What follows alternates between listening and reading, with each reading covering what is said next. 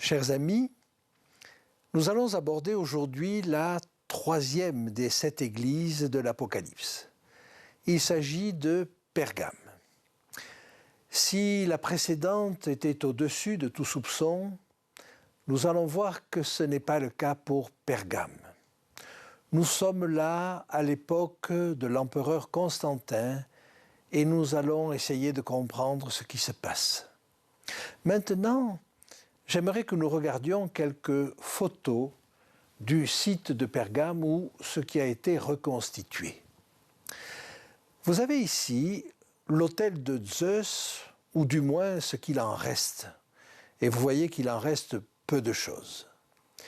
Si nous allons ici, nous trouvons les anciens bains de Pergame. Pergame était une ville importante et nous allons le comprendre. Il y avait donc des bains romains et vous avez là ce qui reste des bains romains. Vous avez là aussi l'acropole. Donc vous voyez cette enfilade de colonnes et là encore, Pergame était une ville importante, c'était un chef-lieu de district, pour ne pas dire que ça a été à une époque la capitale de l'Asie mineure. Vous avez là le théâtre de Pergame. Alors c'est intéressant parce qu'il est construit bien sûr à flanc de colline, mais vous voyez que la pente au-dessous de lui est importante. Et donc la ville était plutôt construite sur une certaine élévation, et vous voyez en arrière-plan la ville actuelle qui est construite dans la vallée. Ici, ce qui reste du temple d'Athènes. Voyez qu'il en reste peu de choses, quelques moignons de colonnes, c'est tout ce que l'on peut dire. Alors voici le reste du temple de Dionysos. Beaucoup de temples comme partout dans les villes romaines. Et là vous avez une reconstitution de ce qu'était, ou ce qu'on a pu en faire, du temple de Zeus. Très beau temple, mais vous voyez que on ne peut plus en dire quoi que ce soit et qu'il a fallu le reconstituer. Alors Pergame se développe à l'époque de Lysimaque, ville importante, elle possède une bibliothèque avec plus de 200 000 manuscrits. Il paraît que c'est chez elle qu'on aurait inventé le parchemin et par testament de son dernier roi, en moins 133, elle devient province romaine, elle est placée sous la dépendance de Rome, qui en fait sa capitale de la province d'Asie. Et c'est là, à Pergame, que siégeait le proconsul.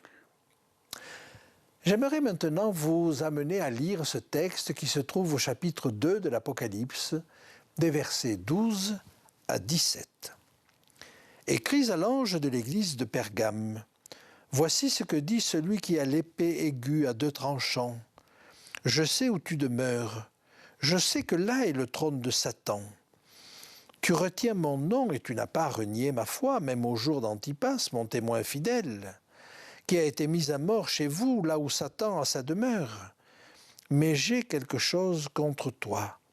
C'est que tu as là des gens attachés à la doctrine de Balaam, qui enseignait à Balak à mettre une pierre d'achoppement devant les fils d'Israël pour qu'ils mangeassent des viandes sacrifiées aux idoles et qu'ils se livrassent à l'impudicité. De même, toi aussi, tu as des gens attachés pareillement à la doctrine des Nicolaïtes. Repens-toi donc, sinon je viendrai à toi bientôt et je te combattrai avec l'épée de ma bouche. Que celui qui a des oreilles entende ce que l'Esprit dit aux églises. À celui qui vaincra, je donnerai de la manne cachée, et je lui donnerai un caillou blanc. Et sur ce caillou est écrit un nom nouveau que personne ne connaît, si ce n'est celui qui le reçoit. Le message est toujours bâti de la même manière, avec une carte de visite. Jésus se présente d'une certaine manière, il fait un constat. Sur la base de ce constat, il donne des conseils. Et au-delà, pour ceux qui suivent les conseils, il y a la promesse. Alors voyons comment Jésus se présente. Voici ce que dit celui qui a l'épée aiguë à deux tranchants. Cette épée aiguë à deux tranchants, nous la connaissons, nous en avons déjà parlé. Nous en avons la définition dans l'Épître aux Hébreux, au chapitre 4 et au verset 12. C'est la parole de Dieu. La parole de Dieu, il va en être fait mention un petit peu plus tard. Mais c'est cette parole de Dieu qui aurait évité à Pergame de déraper. Et nous allons voir là une église qui glisse. Le constat. Je sais où tu demeures et je sais que là est le trône de Satan. Voilà une affirmation grave. Elle siège à l'endroit même où est Satan. Pour comprendre cela, il me semble qu'il nous faut aller au chapitre 12. Et au chapitre 12, il nous est décrit un dragon. Un dragon à 7 têtes et 10 cornes, et nous allons essayer de comprendre ce dont il s'agit là. Allons au chapitre 12.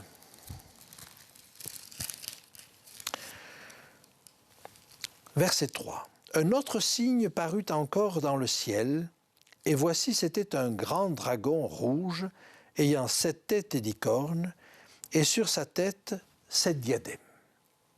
L'explication de ce symbole nous est donnée au verset 9.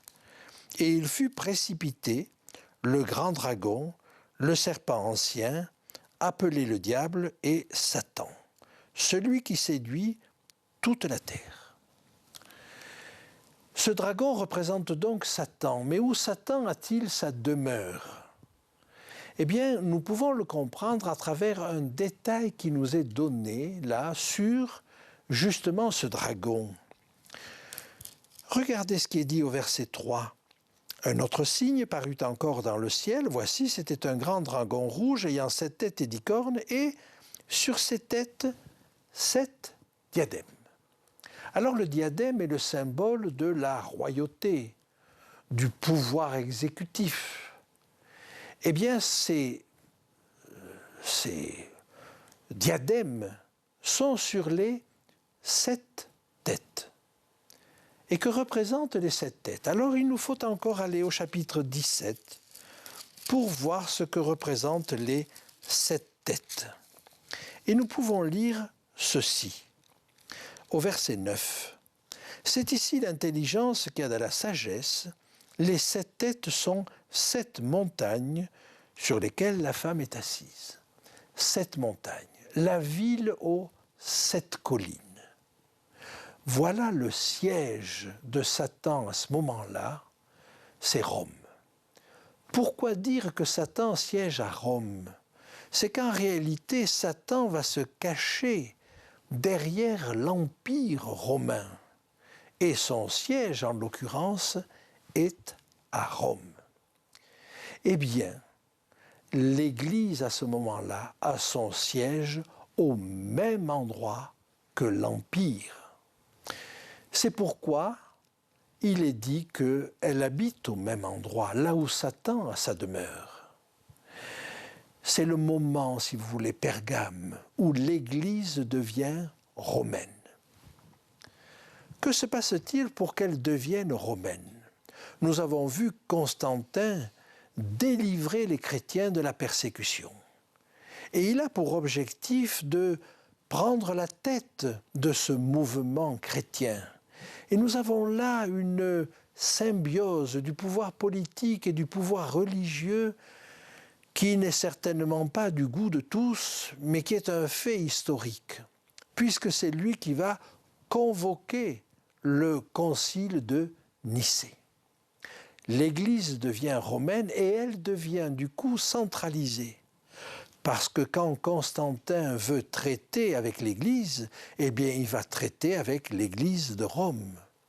Et du coup, l'évêque de Rome prend une importance de plus en plus marquée. Ce qui va conduire d'ailleurs à un certain conflit. L'évêque de Rome aimerait que l'Église soit centralisée et domine sur tous les autres. Jusque-là, chaque Église était relativement autonome.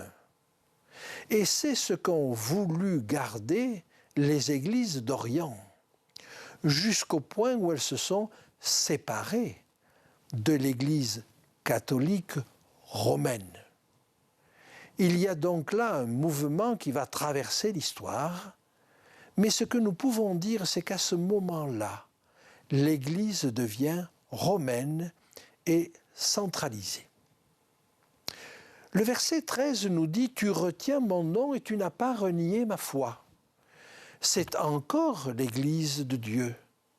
Elle reste encore l'Église qui porte le flambeau, mais elle est entachée de bien des imperfections, et des imperfections graves.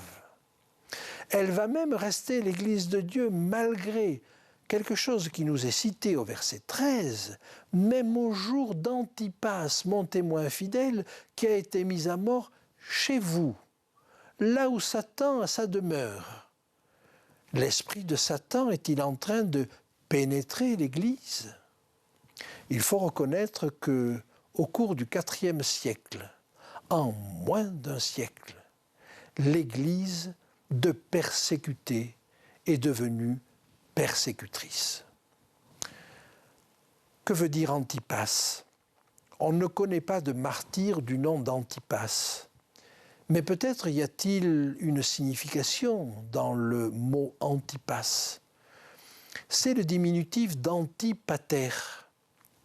Et le pape, à ce moment-là, le pater, suscite des oppositions. On a parlé de ces églises qui ne souhaitaient pas d'un pape, d'un pater qui domine l'ensemble de l'Église. Et peut-être ces mouvements d'opposition ont-ils suscité, là encore, des persécutions. Bref, des courants s'opposent dans l'Église et cela va conduire à la rupture entre l'Église d'Occident et l'Église d'Orient, rupture entre l'Église catholique et l'Église orthodoxe, ou je devrais dire les églises orthodoxes. Le verset 14 nous fait comprendre que ça n'est pas là encore le reproche principal que l'on peut faire à Pergame.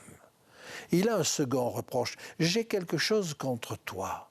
C'est que tu as des gens attachés à la doctrine de Balaam. Alors il nous faut comprendre qui est ce Balaam.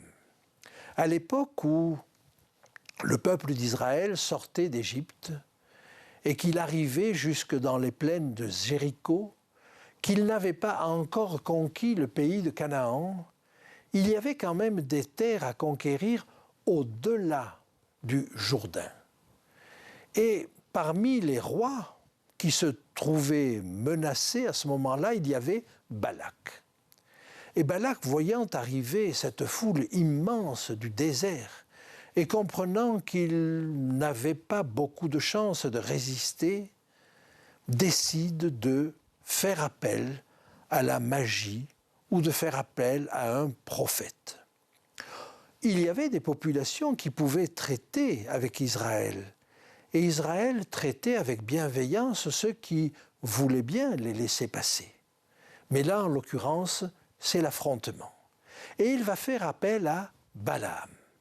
Alors c'est une histoire qui vaut la peine d'être lue, et on trouve ceci dans le livre des Nombres. Vous avez cela au chapitre 22 et au chapitre 23, ainsi qu'au chapitre 24. Je vous laisse lire cette histoire en détail et je vous la résume. Balak fait appel à Balaam. Balaam, après certaines hésitations, finit par accepter, mais avec une condition. Il ne pourra dire que ce que Dieu lui dit. Et alors qu'il offre ses sacrifices, eh bien, ce sont des paroles de louange et des paroles de consolation et des paroles d'encouragement, non pas vis-à-vis de Balak, mais vis-à-vis d'Israël. Balak est furieux, il le fait changer de position, il le met à un endroit où il ne peut voir qu'une partie du peuple d'Israël. Mais c'est la même chose. Balaam ne peut lancer que des bénédictions sur Israël. Alors, à ce moment-là, Balak va être obligé de le congédier. La suite de l'histoire nous dit simplement que Israël est allé combattre les armées de Balak et a perdu. Et il faut aller un petit peu plus loin pour comprendre ce qui s'est passé. Balaam, comprenant qu'il ne réussirait pas à vaincre Israël en offrant des sacrifices et que Dieu était résolument du côté d'Israël, va donner un conseil. Et il va dire à Balak, voilà le conseil que je te donne. Organise une fête et que les plus belles filles de ton pays invitent les enfants d'Israël à des danses, à des festivités, peut-être même à des sacrifices. Et les jeunes gens se laisseront peut-être entraîner. Et ce qui devait arriver, arriva. Les jeunes gens se sont laissés entraîner à l'impudicité. Et là, Israël n'était plus protégé par Dieu. Et ils ont perdu la bataille. Il a fallu que le peuple se ressaisisse. Mais il l'a fait. Et ainsi, il a pu vaincre Balak. Eh bien, de la même manière, le texte nous dit qu'il y a à Pergame des gens qui sont attachés à la doctrine des Nicolaïtes. Ah, vous savez, ces gnostiques qui existaient déjà au 1er siècle, mais qui là ont pris un petit peu plus d'ampleur, un petit peu plus d'importance. Et il y a dans l'Église des gens qui sont attachés à cette doctrine de la gnose. Comment s'en sortir? Eh bien, nous allons voir quel est le conseil de Dieu. Il dit « Repens-toi, sinon je viendrai à toi bientôt et je les combattrai avec l'épée de ma bouche. » Voilà la solution. L'épée de sa bouche, ce qui sort de sa bouche, la parole de Dieu. Voyez l'importance de la parole de Dieu pour se préserver des erreurs doctrinales et des erreurs de la vie de tous les jours. On aurait pu penser que Israël était protégé de toute manière, mais non. Ce n'est que parce qu'il était en accord avec son Dieu qu'il était protégé. Alors quelle est la promesse? Verset 17. Que celui qui a des oreilles entende ce que l'Esprit dit aux églises. À celui qui vaincra, je donnerai de la manne cachée. Il y avait un vase de manne que l'on avait ramené du désert et qui était dans l'arche. C'était ça la nourriture cachée.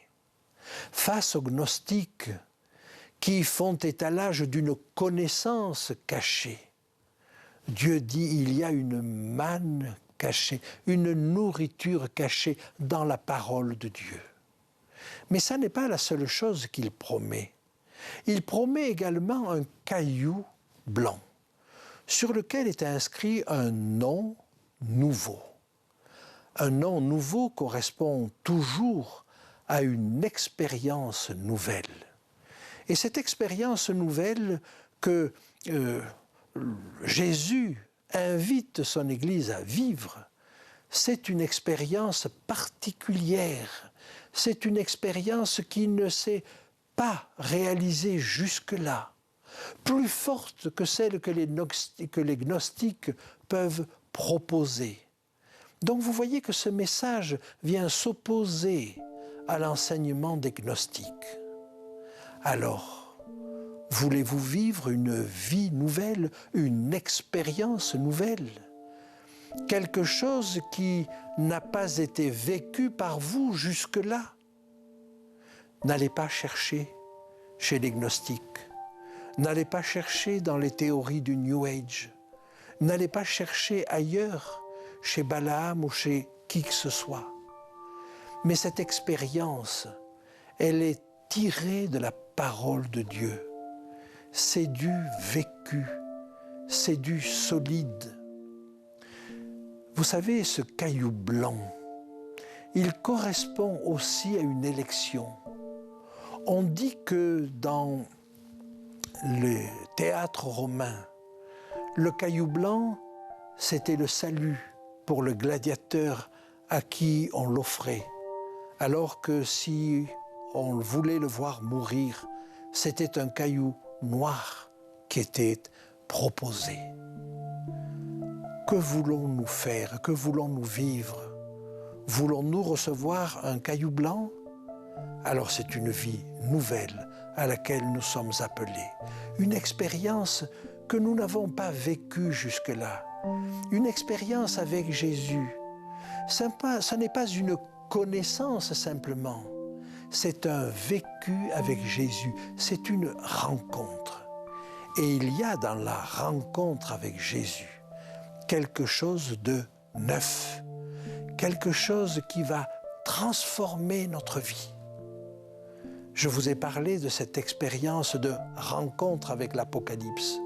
Mais ce que ça m'a apporté, c'est une rencontre avec Jésus.